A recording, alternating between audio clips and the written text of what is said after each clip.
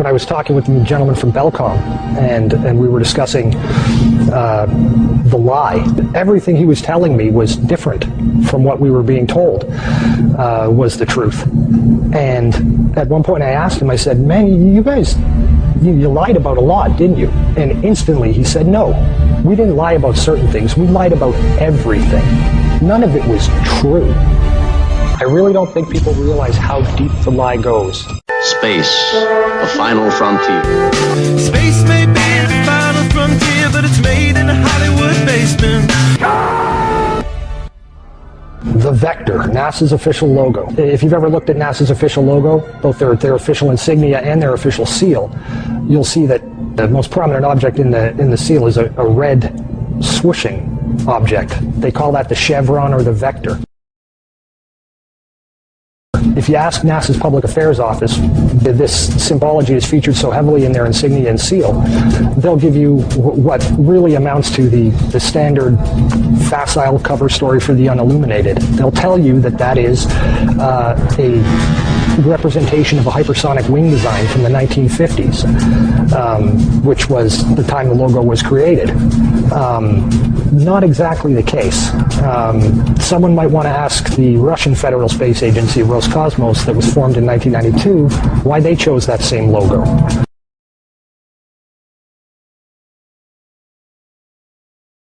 And while you're at it, you can go ask the Chinese, who formed their space agency in 1996, why in the world they're using a hypersonic wing design from the 1950s as their official logo. Then you can ask the Japanese, the South Koreans, Taiwanese, Malaysia, Mexico, Iran, all of these countries, even Bulgaria. They all utilize the vector symbology in their space agency logos for their national space agencies.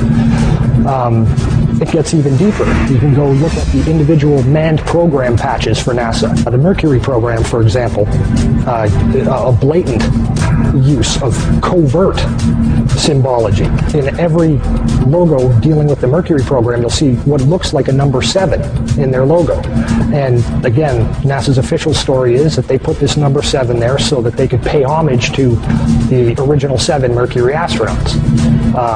Kind of forgetting the fact that only 6 Mercury astronauts actually flew into space, because number 7 never did. Deke Slayton had a heart problem, so he didn't get to go up. So there were only 6 Mercury astronauts. Yet there's a 7 in every single logo. That's in the official mission or official program insignia for Mercury, as well as the 6 individual mission patches carry this logo. And it carries on to the Space Shuttle program. If you look at the Apollo logo has a big letter A in it. At least that's what they want you to believe, but it's not. Again, that's just a simple way of explaining away the inclusion of this vector symbology in the logo.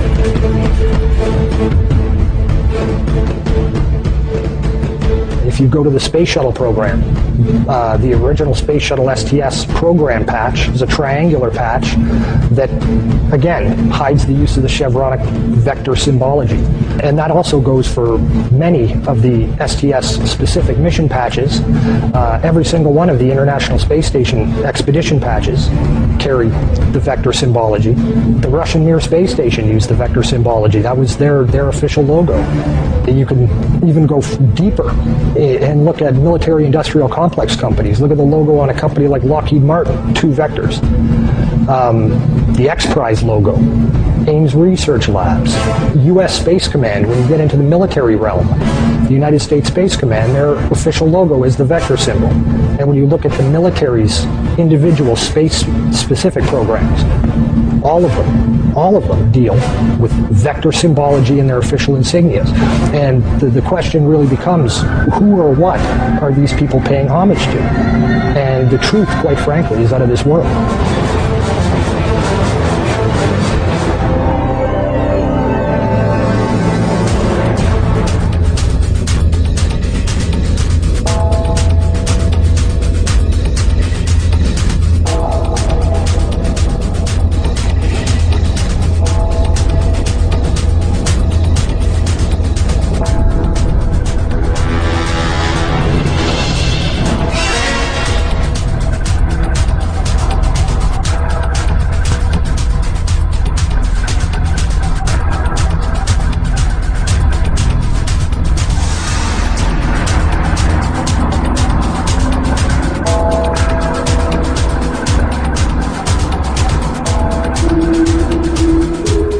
This painting, entitled The Madonna with Saint Giovannino, was made sometime during the 1400s.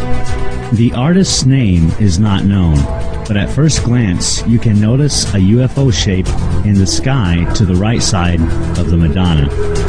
If you were to see the original full-size painting, you would see the object clearly. Looking at the enlargement, you can see a man and his dog standing and looking up at the object. However, this painting has something else being depicted. On the left side of the painting, you see the sun and some vector-like objects seemingly flying from or toward the sun. Perhaps this artist was trying to tell us something. In another painting of the Madonna made by a completely different artist, the unusual patterns of the sun and the vector-like symbols have also been added prominently on the Madonna's cloak. You can see the same symbology on this painting as on the one before. This time, however, there is no UFO object to be seen anywhere in the sky. This footage was taken over Mexico City in 2002. There were many other videos and photographs taken of this same type of object, clearly resembling the shapes as seen on the visor of the astronaut, on the moon, and depicted in the 14th century paintings of the Madonna and Child. There is probably a larger story behind the vectors, but it is very unusual this symbology has been adapted by all the United States and foreign space agencies, especially enemies like Iran.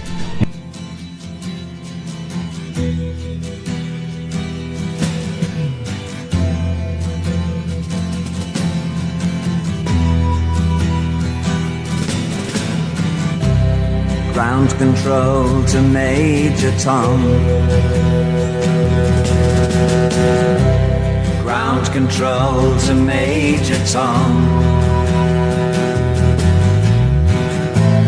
Take your protein pills and put your helmet on.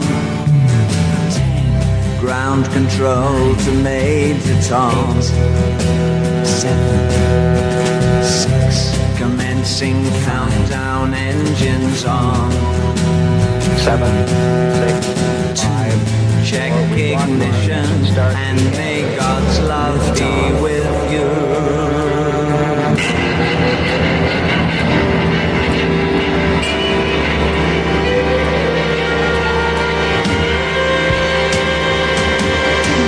This is ground control to Major Tom. You've really made the grade, and the papers want to know whose shirts you wear. Now it's time to leave the capsule if you dare. This is Major Tom to ground control. I'm stepping through the door, and I'm floating in a most peculiar way, and the stars look very different today. For here am I sitting in a tin can, far above the world.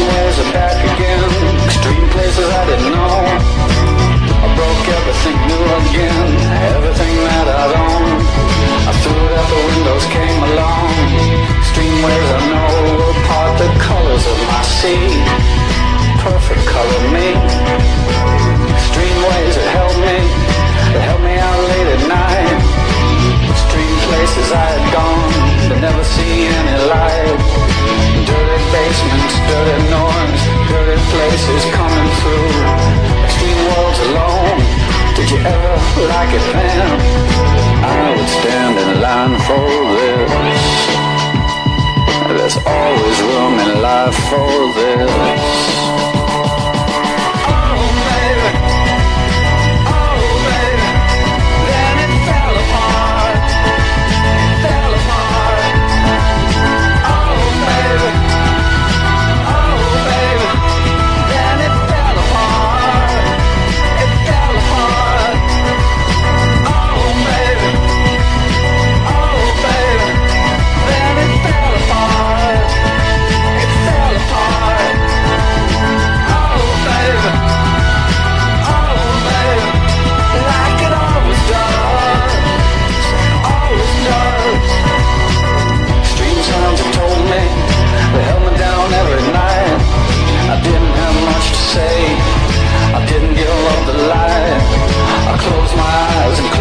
And close my world and never open up to anything that could get me at all. I had to close down everything. I had to close down my mind. Too many things caught me. Too much could make me blind. I've seen so much in so many places, so many heartaches, so many faces, so many dirty things you couldn't even believe. I would stand in line for